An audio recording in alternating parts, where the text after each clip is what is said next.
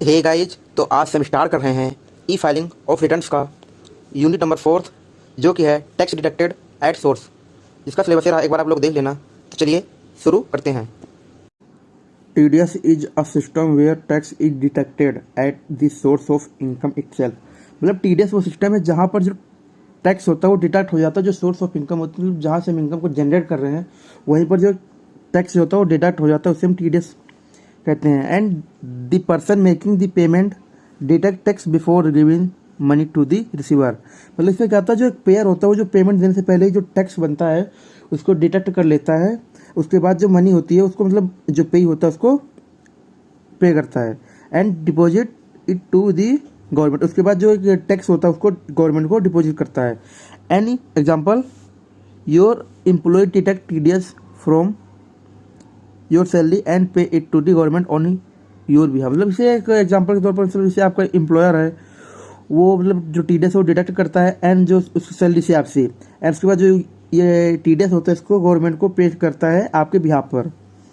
And इसका purpose क्या होता है, collect tax at the source of income generation. मतलब इसका जो एक पर्पज़ होता है कि जो एक टैक्स है उसको इसको एक जो सोर्स ऑफ इनकम है जहाँ से इनकम जनरेट हो रही है वहीं पर इसको कलेक्ट कर लिया जाए and reduce tax evasion and increase compliance. मतलब इसका जो एक पर्पज़ होता है कि जो एक टैक्स इवेजन है उसको रिड्यूस कर दिया जाए एंड जिससे जो कॉम्प्लायंस है वो इंक्रीज हो जाए and spirit tax collection through out the year.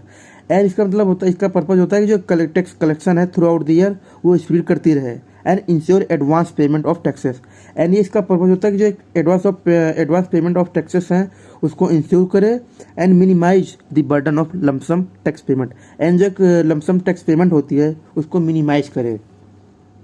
And provision related to the TDS section 192 जो मतलब एक टाइप्स ऑफ इनकम होती है जिसमें सैलरी में होता है and as per income tax slab. इसी का जो एक इनकम टैक्स स्लैब होती है उसके यहाँ पर TDS आपका डिडक्ट होता है।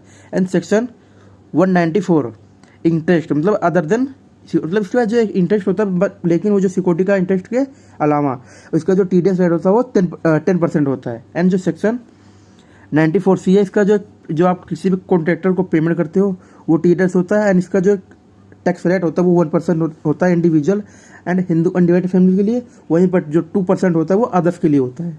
एंड सेक्शन 194 जो ब्रोकरेज को एंड कमीशन जो होता है उसको पे करते हो एंड इसका जो TDS रेट होता है वो 5% होता है।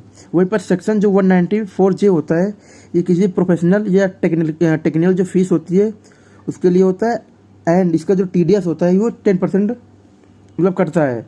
एंड वहीं पर जो सेक्शन 194I है इसका जो एक टाइप्स ऑफ पेमेंट या इनकम होती है वो एक रेंट के थ्रू जो होती है, लैंड या बिल्डिंग या कोई अदर मशीनरी का जो रेंट आ रहा है उस पर। एंड इसका जो TDS रेट होता है वो 10% या 2% होता है।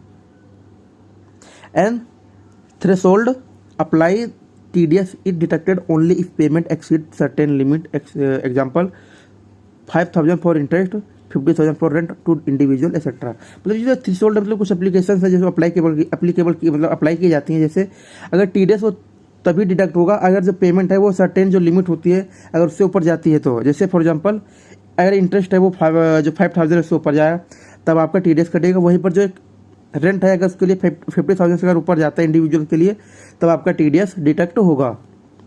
And schedule for depositing TDS, मतलब ये कुछ शेड्यूल है जिससे आप मतलब उस हिसाब से आपको TDS को डिपॉजिट करना होता है।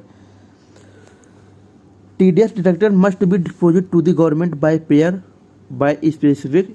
मतलब क्या जो TDS होता है मतलब इसको डिडक्ट होता है, इसको कंपलसरी होता है कि जो एक डिडक्ट टैक्स किया गया है उसको गवर्नमेंट को सबमिट डिपॉजिट किया जाए एक जो स्पेसिफिक गाइडलाइन उसके बिहाफ पर। से अप्रैल से अगर आप फरवरी तक कराते हैं तो उसका जो एक फॉलोइंग मंथ होगा उसको आप 17 से जो डेट होगी उस पर आपको डिपॉजिट करना। वहीं पर अगर मार्च को करते हैं तो उसको जो 13 अप्रैल है अगर TDS डिडक्शन के लिए उसके अगर जो मार्च में डिडक्शन हुई है उसके लिए आपको डिपॉजिट करना है।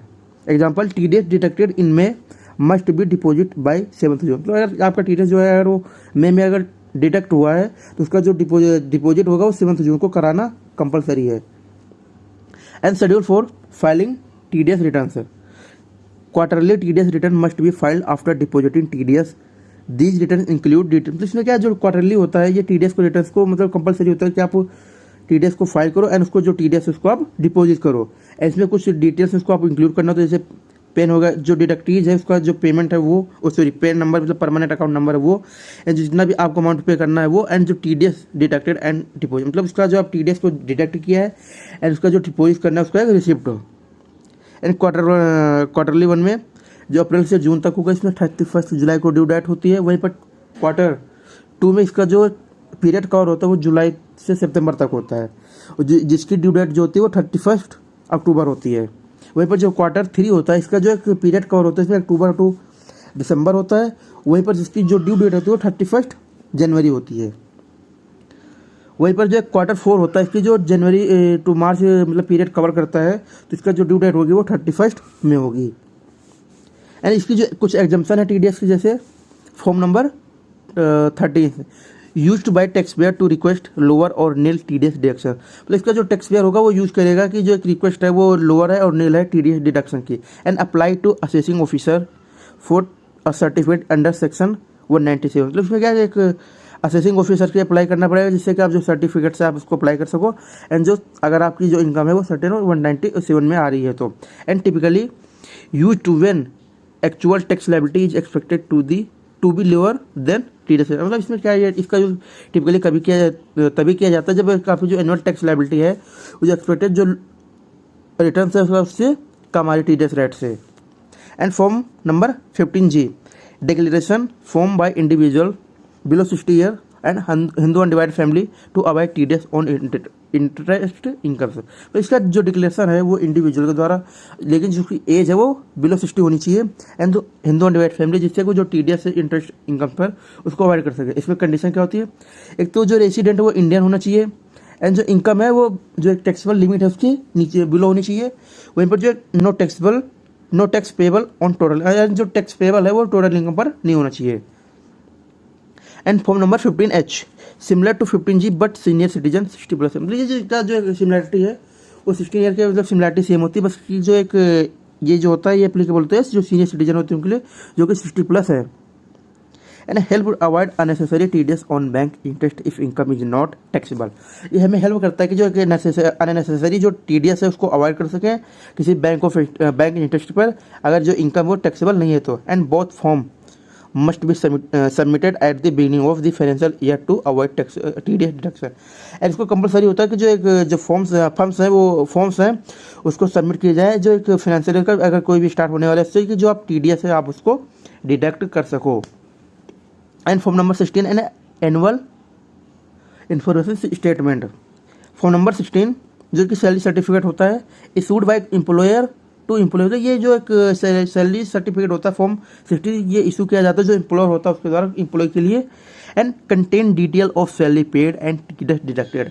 यानी इसमें जो डिटेल्स होती है इसमें सैलरी पेड हो गया या जो TDS आपका डिडक्ट हुआ वो। एंड डिवाइडेड इनटू 2 पार्ट्स, जिसको डिवाइड किया जाता है 2 पार्ट्स में। जैसे part 1 detail of TDS and TAN। इसमें जो एक डिटेल होती है उसमें TDS एंड जो TAN होता है उसका डिटेल होता है। और जो पार्ट बी में होता है सैलरी ब्रेकअप एंड डिडक्शन। इसमें जो पार्ट बी में होता है जितनी भी आपकी सैलरी की ब्रेकअप्स हुई हैं वो एंड जो डिडक्शन हुई है वो। And require when filing income tax return. इसको रिक्वायरमेंट होती है जब आप कोई भी इनकम टैक्स रिटर्न फाइल कर रहे हो तब। And annual information statement a consolidated statement provided by the income tax department. मतलब ये कि कंसोलिडेटेड इन्फॉर्मेशन होती है जो कि जो इनकम टैक्स डिपार्टमेंट होता है उसके द्वारा प्रोवाइड की जाती है। And so are financial transaction, इसमें क्या जितनी भी जो फाइनेंशियल आपकी ट्रांजैक्शन होती हैं वो इंक्लूड होती है। TDS डिटेल्स हो गए या बैंक इंटरेस्ट हो गए या म्यूचुअल फंड ट्रांजैक्शन हो गए जो कोई आपकी प्रॉपर्टी परचेज की है उसकी। And can be assess via the income tax portal. And इसको भी आप जो एक इनकम टैक्स जो पोर्टल है आप उसके थ्रू भी असेस कर सकते हो।